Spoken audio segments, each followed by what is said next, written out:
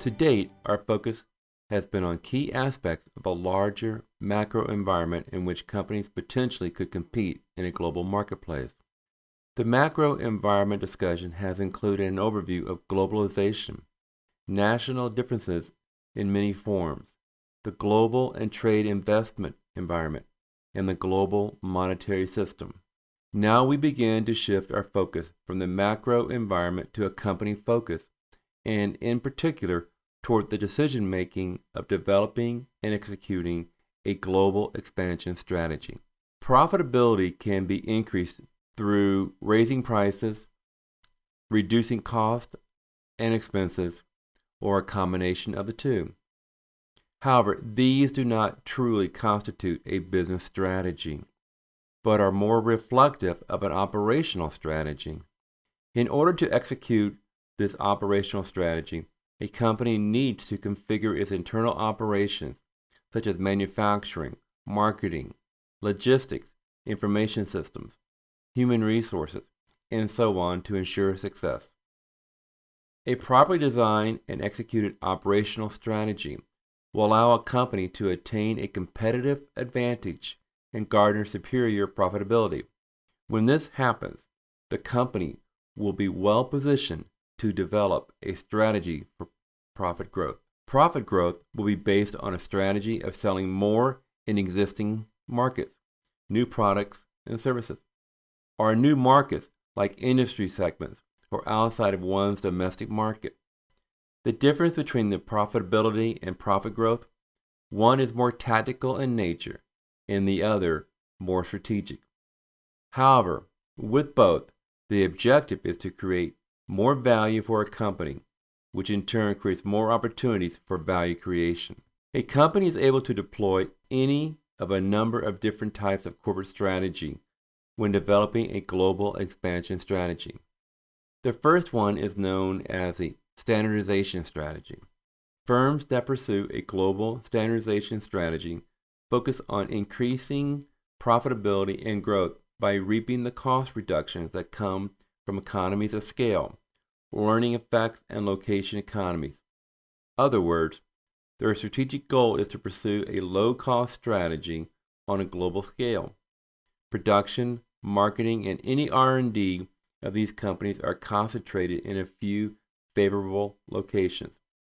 Very little customization of the product and service offerings in the market strategy for the local market does not happen because it would require a change in standard operating procedures, which would increase cost. Instead, the company wants to market standardized products and services globally, so the maximum benefits from economies of scale can be maximized. Whereas the global standardization is focused on offering the same product and services in all markets, the localization strategy focuses on increasing profitability by customizing the company's products and services to the preferences in a different foreign market. Localization is most appropriate when there are substantial differences in consumer taste, preferences in a foreign market. By customizing to the local preferences, the company increases the value of that product in the local market. In customizing the local market preferences, there tends to be an increase in cost. The company will have to keep an eye on costs and look for ways to be efficient and capture some economies of scale. Transnational strategy plans to exploit experience-based and location economies, transfer core competencies within the firm, and pay attention to local responsiveness. This strategy is appropriate when demands for local responsiveness are high, but cost pressures are moderate or low. However, the company must maintain focus on leveraging subsidiary skills and not try to create something new. Differentiating the product to respond to local demands in different geographic markets raises cost, which runs counter to the goal of reducing cost. The international strategy can be for firms with low cost pressures and low pressures for local responsiveness.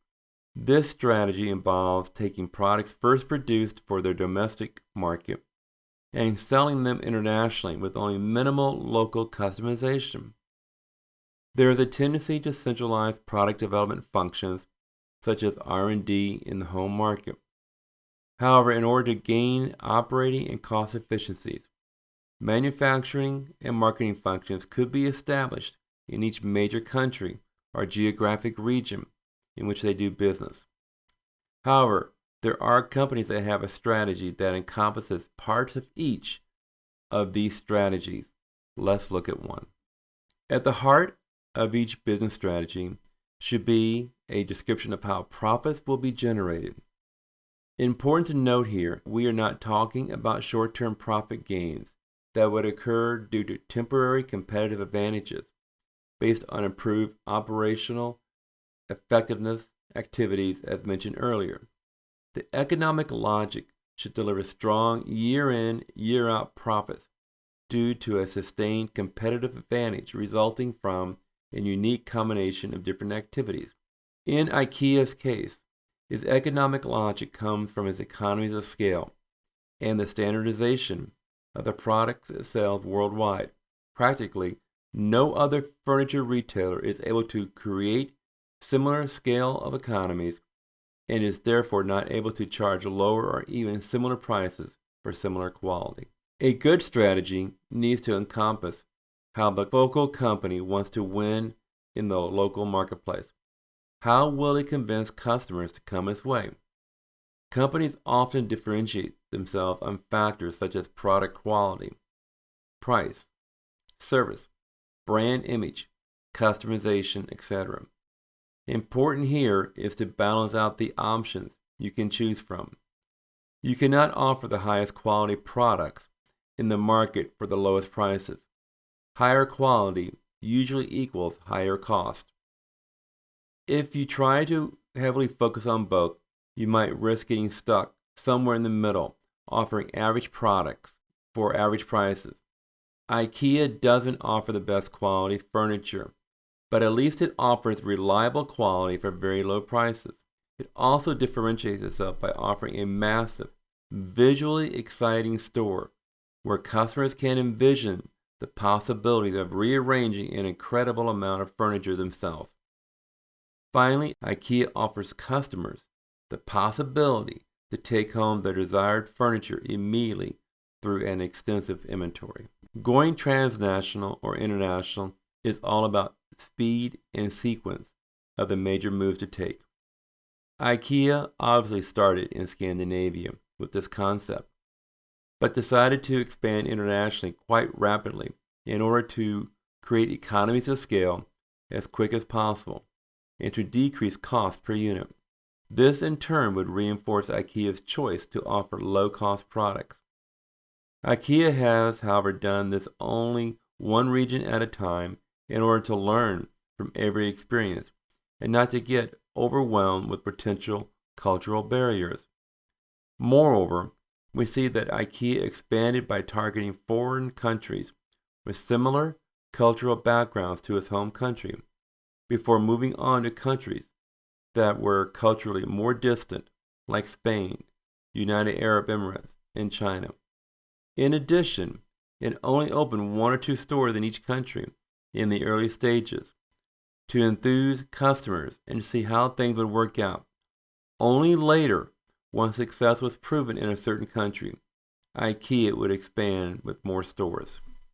As a global finance leader or manager, value creation, strategic positioning, value chain operations, global expansion opportunities, and cost pressures are the drivers behind the need to develop a global expansion strategy.